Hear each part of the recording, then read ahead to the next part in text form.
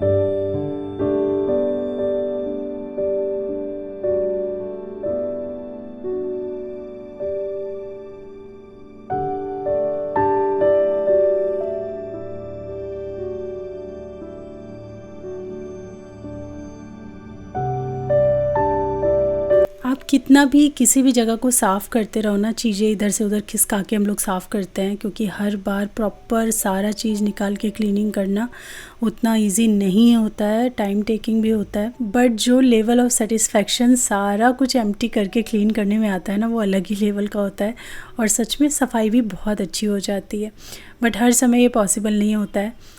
हर समय आप इस तरीके से अगर सोचेंगे ना कि पूरा ही मैं हटाऊं और क्लीनिंग करूं, तो फिर ना आप कई बार ना आलस खा जाते हो या डर जाते हो कि अरे बाप रे, बड़ा ही भारी काम है, भारी काम उठा लिया ये तो। लेकिन थोड़ा थोड़ा आप अगर करते रहो ना, तो फिर वो इतना हैवी नहीं लगता है और इजीली हो भी जाता है। पहले अगर मैं होती ना, तो मैं क्या करती, मैं सारे ड्रॉर एक साथ खाली करती, सारे एक साथ क्लीन करती और फिर से ऑर्गेनाइज़ करती। लेकिन अभी मैं 1 drawer at a time pick कर रही हूँ, जिससे ना ही किचन में कुछ कचरा फैल रहा है, ना ही बहुत ज़्यादा सामान ऐसे बाहर दिख रहा है जो एकदम विजुअली आपको एकदम परेशान कर देगा कि हे भगवान इतना सब कुछ करना है। तो 1 बाय 1 अगर आप जाते हैं थोड़ा थोड़ा करके, तो बहुत ज़्यादा ईजी पड़ता है। तो इसी तरीके से जब भी मुझे टाइम मिला ना, इस बार मैंने बड़ा आराम से धीरे धीरे करके एवरीडे बेसिस पे थोड़ी थोड़ी क्लीनिंग की है और निपट गई अच्छे से। हाँ, पर्दे वगैरह का काम अभी मेरा चल रहा है, आगे आप देखोगे वीडियो में। वो थोड़े से भारी पड़ते हैं, सारे उतारो और फिर धोने में भी ना बहुत धीरे धीरे वो धुलते हैं, हैवी होते हैं, तो आप ज़्यादा एक बार में लोड भी नहीं कर सकते हो। तो चल रहा है काम धीरे धीरे। और बस ये जो मेरे साइड कॉर्नर यूनिट है, इसको भी मैं क्लीन कर लूँगी।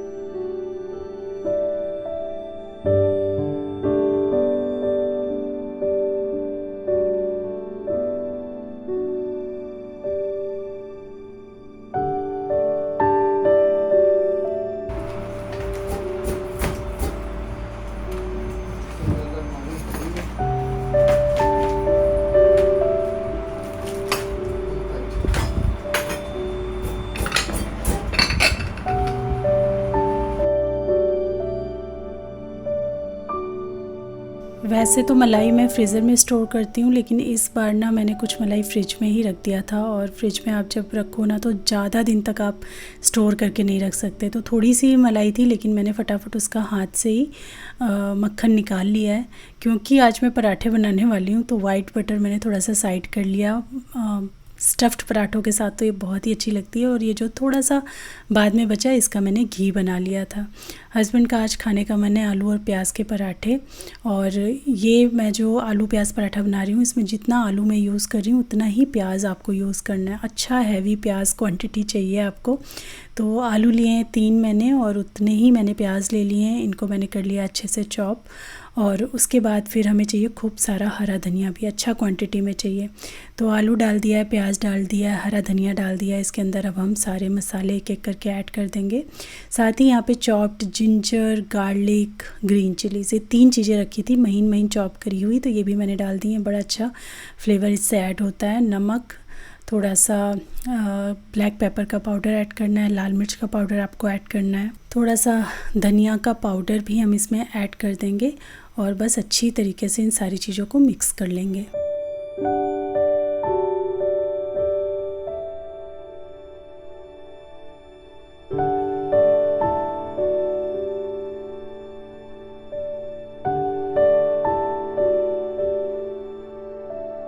पराठे मैंने सर्व किए हैं वाइट बटर और अचार के साथ। ये अचार है जिंजर, गार्लिक, ग्रीन चिली का जो मैंने बनाया था वो।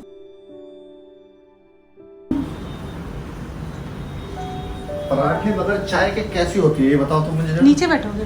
हाँ, कोई दिक्कत किसी को? ब्रेकफास्ट करने के बाद हम लोग फटाफट तैयार हुए और निकल गए। और सिद्धार्थ का हमने वापसी में हेयर कट करवाया। बहुत ज़्यादा मैसी हो गए थे इसके बाल।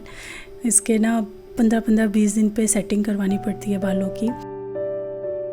अभी हम लोग चले गए थे बाहर और कुछ काम था बाहर, थोड़ा करके आए।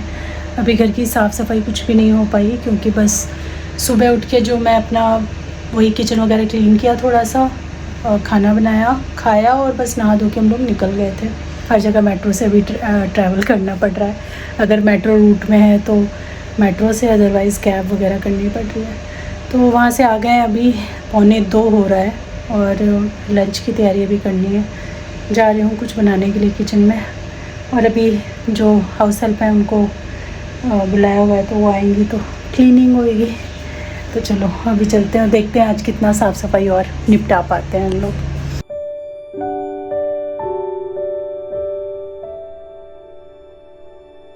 और सिद्धार्थ ने एकदम ज़िद लगा दिया था बिरयानी का, कि उसको बिरयानी खाना है।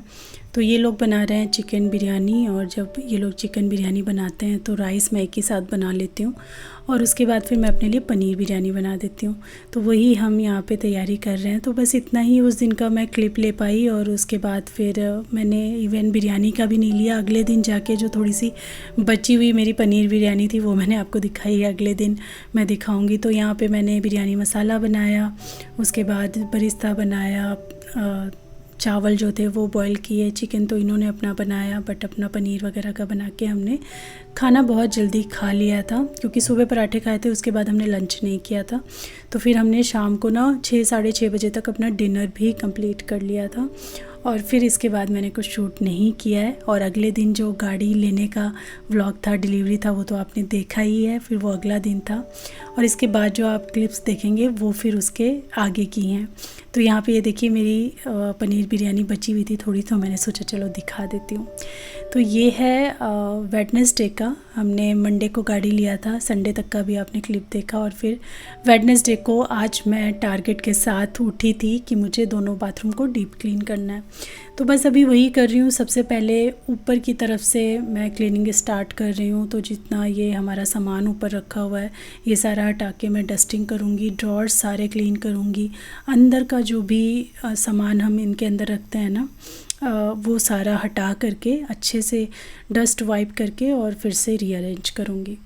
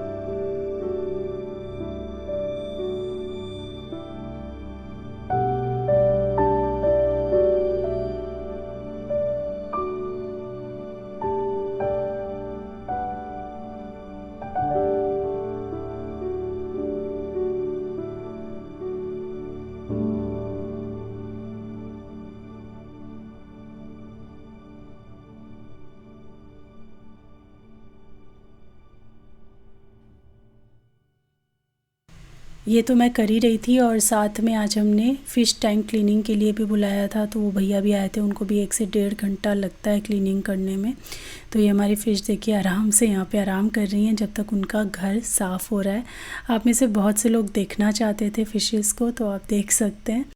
बाथरूम वगैरह क्लीन किया सारा, उसके बाद पर्दे हैं ना, इनका रॉड का जो चूड़ियाँ होती हैं ना जिनसे टाइट होते हैं वो अटक गई थी, तो किसी को बुलवा के फिर मुझे निकलवाने पड़े, पर्दे निकलवाए। आज फ़िश टैंक क्लीन हुआ है और उसके बाद मैंने और जो मेरी हाउस हेल्प है उसने मिल करके ना जो हमारे वहाँ पे विंडो है जो ऐसे, इनके सारे इसमें ना बहुत सारा डर्ट इकट्ठा हो जाता है, तो काफ़ी सारा हो गया था इस बार। काफ़ी दिन हो गए क्लीनिंग नहीं हुई थी।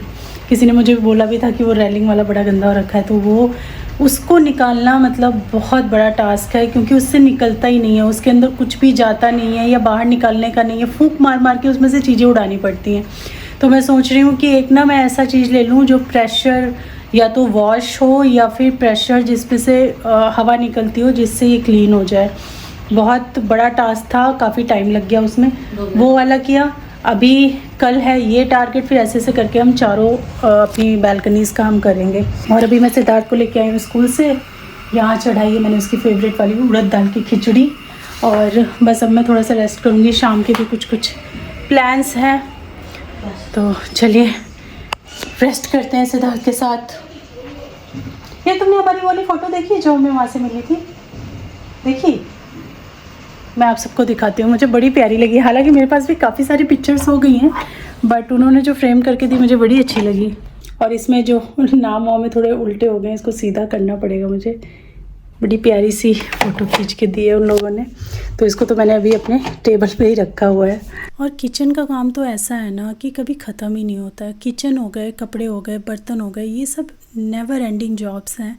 आपको जब लगता है कि आप सब कुछ समेट के खड़े हुए हो, तब फिर से काम आके खड़ा हो जाता है। तो ये बर्तन, मुझे लगता है यार मैं सालों साल से बर्तन ही अरेंज करती रहती हूँ, ये अरेंज क्यों नहीं होते हैं?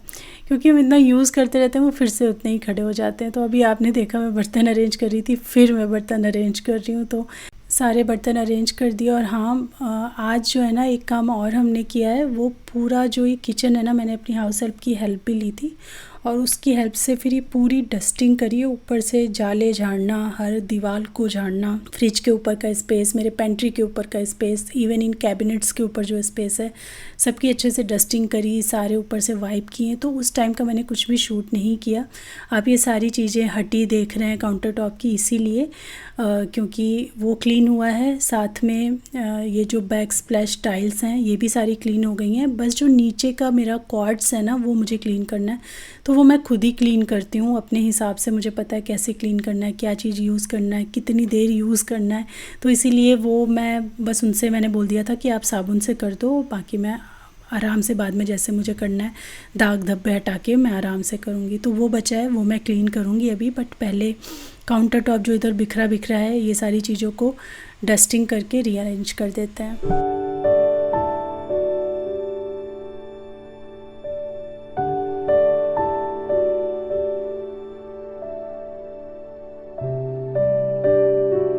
तो किचन अब ना मेरा बिल्कुल डीपली क्लीन हो चुका है। अंदर के कैबिनेट, बाहर के कैबिनेट, दीवारें, जाले, हर चीज़ अच्छे से साफ़ हो चुकी है।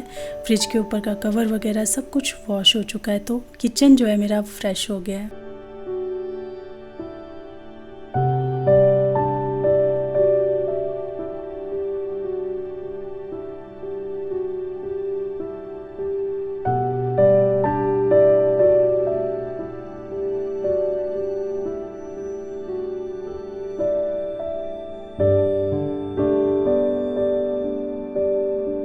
चलिए अब बारी आती है ये क्वार्ट्स के जो मेरे काउंटर टॉप है, इसको साफ़ करने का। बहुत क्वेश्चंस आते हैं मैं इसको कैसे क्लीन करती हूँ। तो ये जो आप दाग देख रहे हैं ये परमानेंट वाले दाग हैं, मतलब ये किसी भी चीज़ से लग जाते हैं। कोई कटोरा आपने रखा हुआ छोड़ दिया तो पता नहीं क्या रिएक्शन होता है कि उसके साथ, जैसे कभी कोई लकड़ी का सामान भी आप छोड़ दो तो उसका धब्बा लग जाता है, और फिर वो सिंपल साबुन से या जो मैं घर पे स्प्रे बनाती हूँ उससे भी क्लीन नहीं होता, लाइजॉल वाले से भी क्लीन नहीं होता।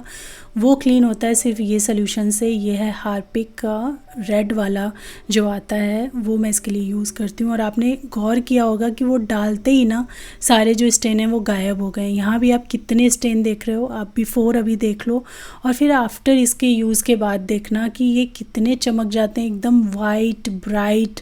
जो भी कालापन होता है वो सब निकल जाता है।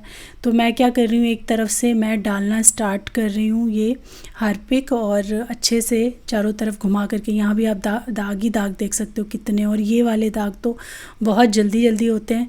और ये एक्चुअली नारियल पानी से होता है, नारियल पानी से बड़ा तगड़ा दाग लगता है। तो जब भी हम नारियल पानी यहाँ पे ओपन करते हैं थोड़ा सा गिर जाता है और फिर कितना भी साफ़ करो थोड़ा बहुत रह ही जाता है उसका रेसिड्यू और फिर ये दाग आ जाते हैं। तो आप देखना, आपने दाग भी देख लिए, कितना गंदा सा था वो भी देख लिया, और अभी देखना ये चुटकियों में क्लीन हो जाएगा। तो अगर कोई ऐसा दाग है जो नहीं साफ़ हो रहा है तो इसका इस्तेमाल आप कर सकते हो। हाँ, इसे बहुत ज़्यादा देर के लिए नहीं रखना है, सिर्फ आपको मैक्सिमम 5 मिनट्स के लिए रखना है। अब आप यहाँ पे डिफरेंस फील कर पा रहे होगे, कितना चमक गया ना, एकदम वाइट शाइनी हो गया है ये, और सारे जो दाग इस पे थे सारे ख़त्म हो गए। अब इसको अच्छे से आपको वाइप भी करना है, कम से कम 3-4 बार कपड़ा धो के आपको इसको पोंछना है। आपके पास अगर धोने का स्कोप हो तो पानी डालो और धो दो, मेरे पास ऐसा स्कोप नहीं है तो मैं अच्छे से 3-4 कपड़े धो के इसको पोंछ देती हूँ ताकि इस पर फिर वो हार्पिक का कोई भी रेसिड्यू ना रह जाए। तो बहुत अच्छे से आप वाइप करो। 2 कपड़े मैंने रख लिए हैं और उनसे मैं एक एक करके धो रही हूँ। यहाँ भी आपने देखा होगा कितने ही दाग थे चीज़ों के, यहाँ बर्तन रखे जाते हैं उनके दाग पड़ ही जाते हैं। तो वो भी सारे साफ़ हो गए। और यहाँ का तो देख लीजिए, यहाँ का तो बहुत ज़्यादा दिख रहा था, काफ़ी यहाँ पे स्टेन्स थे, सारे चले गए हैं। और बस यहाँ का तो मैं धो सकती हूँ, तो मैं पानी डाल के वाइपर मार दिया, मैंने अच्छे से धो दिया। और फिर लास्ट में भी मेरा मन नहीं मानता है, मैं अच्छे से वाइप करती हूँ, 5-6 बार वाइप करती हूँ ताकि हार्पिक का सारा जो है वो निकल जाए। अब ये थोड़ी सी जगह यहाँ बची है, यहाँ का सामान मैंने हटाया, यहाँ भी आप दाग धब्बे देख सकते हो। और ये भी देखिएगा एकदम शाइनी हो जाएगा। इसको तो मैं वॉश कर दूँगी, इस साइड पानी जाने का स्कोप है अच्छे से, तो बढ़िया से वॉश कर दूँगी। और बस अब मेरा किचन एकदम कंप्लीट हो चुका है, ऑल क्लीनिंग इज़ डन। थोड़ा बहुत मुझे चीज़ें ऑर्गेनाइज़ करनी है, कुछ चीज़ें ऑर्डर करी हैं वो लगानी है, तो वो तो आप आगे आने वाले व्लॉग्स में देखोगे ही।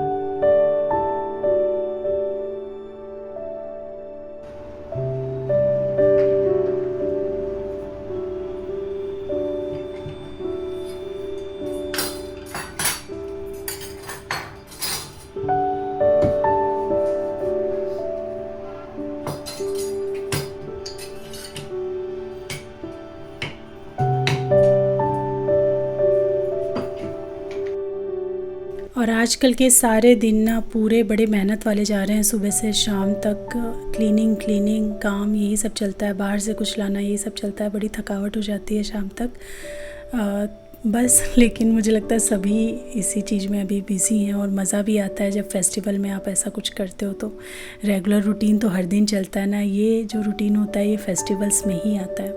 फ़िलहाल डिनर की तैयारी कर लेते हैं। और आज इतना बढ़िया मैं भरता की रेसिपी आपके साथ शेयर कर रही हूँ ना कि जो भी खाएगा ना उसको मज़ा आ जाएगा। और वो जो चूल्हे वाले बैंगन का भरता होता है ना, वो स्वाद आपको इसमें मिलेगा। तो यहाँ पे आप यूज़ करना ये लंबे वाले बैंगन ही मैं हाईली रिकमेंड करूँगी, इनसे भरता बहुत अच्छा बनता है। पता नहीं क्यों लोगों को लगता है कि खाली मोटे वाले बैंगन से भरता अच्छा बनता है, लेकिन ये जो लंबे वाले बैंगन होते हैं इनसे बहुत बढ़िया भरता बनता है। इनका टेस्ट बहुत अच्छा आता है, बहुत क्रीमी आता है। तो इनको मैंने कट कर लिया था, बीच में से चीरा भी लगा दिया था ताकि मैं देख पाऊँ कोई कीड़ा वगैरह तो नहीं है। फिर मैंने टमाटर खूब सारे रखे थे, 3 टमाटर हैं यहाँ पे बड़े बड़े काफ़ी, वो भी रख दिए थे। और इसी के अंदर मैंने लहसुन डाल दिया था।